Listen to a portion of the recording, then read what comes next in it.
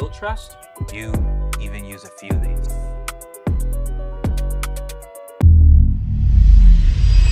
Today, I'm going to share the lessons that turned my group chat into $235 million. These lessons, I wish I knew in my 20s. I would have saved a lot of time and a lot of heartache. But I believe if you take just a few of these and implement them into your life, they will fast track you to find your purpose and to turn your purpose into work.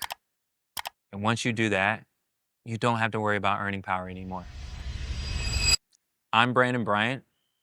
I co-founded a venture capital fund called Harlem Capital.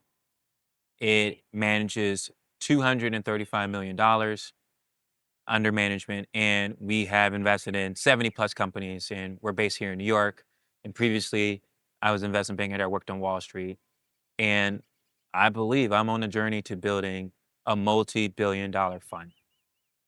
Lesson one, trust is the most important currency in business.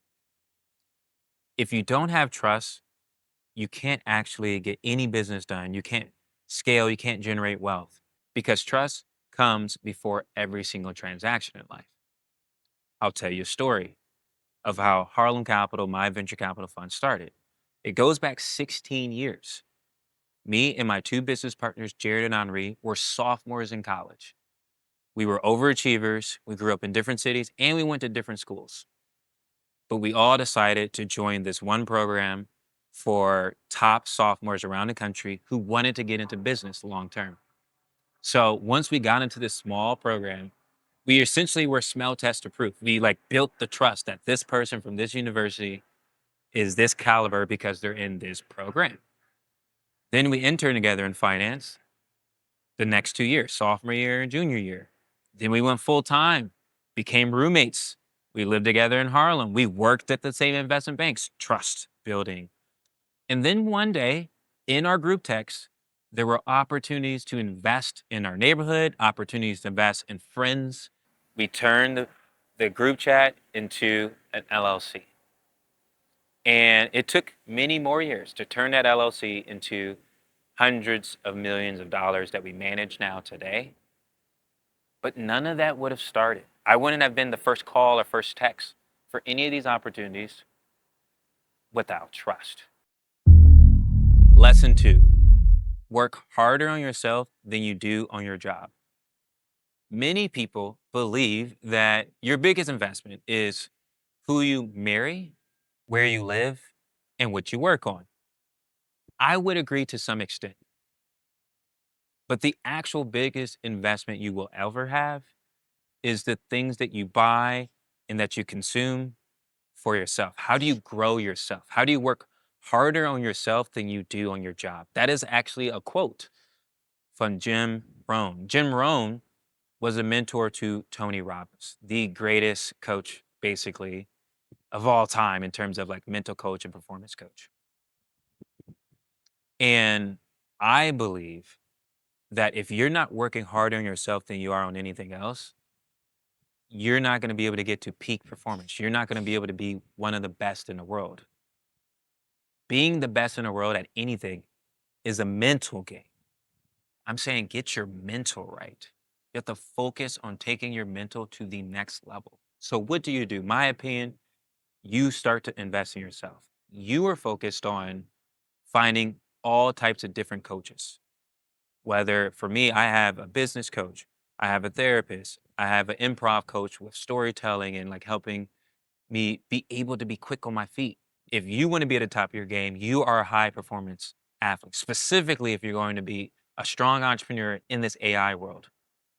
What are the coaches that you are going to invest in to scale up yourself? Lesson three, your physical world is just a representation of your mental world. So basically, every single thing that you see that's created, everything behind me came from inside of someone's mind. We have to realize that the human brain is capable of much more than we ever think is possible. So what does that mean? That means you need to start visualizing things. far in advance. You need to journal about them. You need to manifest. You need to speak into existence. Anyone who doesn't believe in your future and goals, you need to remove them from your circle. Your job is to create mentally the world you want to see, and then you can bring it to fruition and become the physical world. I'll give you an example. One of my business partners, Henri, we were roommates and we lived in Harlem together before we started Harlem Capital, our venture capital fund. And he was applying to Harvard Business School. And I knew he was doing all these different tactics and trying to figure out the best way to get in. And one day I had to grab something from inside of his room.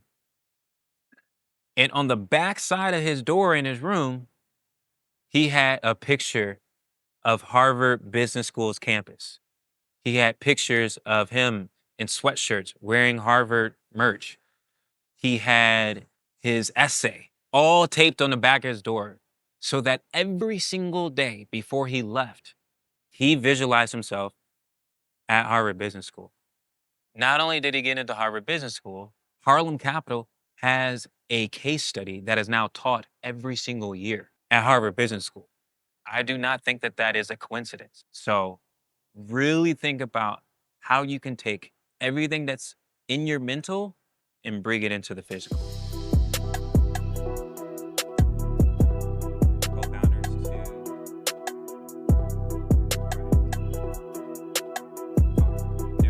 how they talk to politicians around here. All right. Whew. Lesson 4. Create more than you consume. My mantra for this year has been fully focused on create more than you consume. Like, I want to create pieces of content. I want to create AI agents. I want to create new friendships more than I consume anything. And the more you can create, my opinion, the more you start to compete, the more you start to win, the more you start to go from everything being inside your head to making it physical. As I was researching creating more than I consume, I was like, where did I get this from? Jeff Bezos, founder of Amazon, is probably the only other person that's very famous for his shareholder letters that he writes every year to his shareholders when he was at Amazon. And in his last shareholder letter, he said, create more than you consume. He said, how are you going to put your mark on the world? How are you going to take the unique thing that God or the universe, whoever you believe in, has given to you? And then how do you give that? How do you productize that and give that to the world to make the world better? And so my mission for this year on Create More Than You Consume was to be one of the first ever investors who vlog what it's like to be an investor, who gives you free game, who brings you inside of this secret industry of AI, startups, and venture capital. And I believe if I can create more than I consume, I can actually create super high quality content that people will love and share. And maybe we'll get some good responses. And let me tell you, it's been great. In our first 90 days, we've done over 40,000 watch hours. Close to 50% of all those watch hours are on TV. If I was not creating more than I was consuming, there is no way I would have been able to have that impact on the world. Right? All this stuff was in my head and now is in the physical realm. So, how can you create more than you consume? How can you create things that live on far beyond you? That is a life worth living. Lesson 5. Find your tribe. When I think about find your tribe, like clearly I think about my co-founders, Henri, Jared, and myself. We went from a group chat to $235 million. Not normal at all. Typically hasn't been done before. But I also think about like, what is a tribe? If you've ever read the book Sapiens, Yuval Noah Harari talks about why Homo sapiens beat out Neanderthals, Homo erectus, and all these other folks. And it was basically because of communication. Like we could communicate at groups much larger than 50 to 100 at one time. And so that means that when you can coordinate at scale, you can create things that were never possible before. Hunter gatherers could never be bigger than 50 to 100. Neanderthals just couldn't be, they couldn't coordinate. But we were able to harness fire. We were able to harness communication. And then we were able to create languages. And that's how Homo sapiens, us, it's how we won this game of life. And so my opinion is, how do you find your tribe? Your tribe is actually not your network. You know, people say your network is your net worth. It's true to some extent. But your tribe are the people who hold you down, the people who think highly of you, the people you treat like family, the people you can tell the hard things, the ugly things, and still be friends and still work together and still scale. And when you find your tribe and you guys align on the same things, specifically in business, you don't just find success, you can scale success exponentially. Lesson 6, fail big and more than everyone you know. My mantra, if I fail more than you, then I win at the game of life because I have way more data points to solve the same problems you're trying to solve. And funny enough, this miraculous technology, the best technology that has ever been created since mankind, AI, has the exact same framework. The only reason why AI is so good is because AI has studied all of the possible failure points. And then when it has succeeded at any task, it's got rewarded. So anytime the AI does something that is wrong, no reward. Anytime the AI does something that's right, multiple rewards. This is the game of life. The game of life is to swing extremely big. Your job is to have big, hairy, audacious goals. Your job is to build the right habits, the right discipline, the right tribe, so that these things compound over time. So that when you fail really, really big, it gives you the information to be able to create a whole new concoction, a whole new way to solve a video game. And so, my point here, you should have failed more than anyone you know in that specific category. The category that's yours, fail more than everyone you know. I can guarantee if you do that, score will take care of itself. Lesson 7, content is king. I believe the ultimate boss, specifically in this new world of AI, will be long form content. And I believe it will be winning at long form content on YouTube. YouTube recently became the most watched platform on TV. It recently just passed Disney and Netflix. I believe the first ever true AI was the YouTube algorithm. DeepMind at Google built the YouTube algorithm. And so, long term, when software and creative companies go to zero, it's who has the strongest brand, who has the best reputation.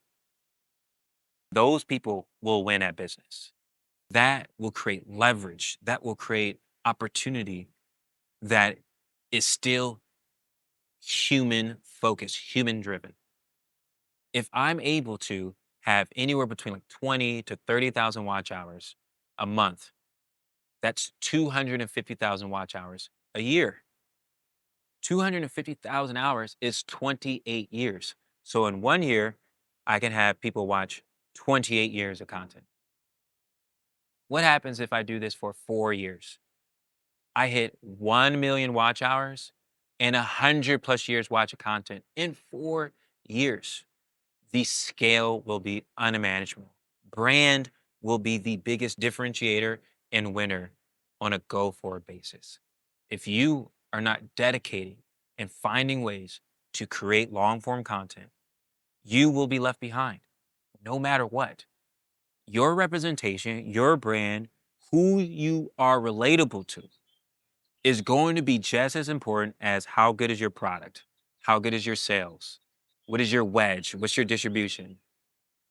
And if you can own that direct communication to your end audience, your end customer through your long form content, you will be in control of your destiny. Okay, folks, I truly believe these 7 lessons, if you just had a few of them and implemented them into your life, can be extremely impactful for you finding your purpose and not having to worry about earning power anytime in the future.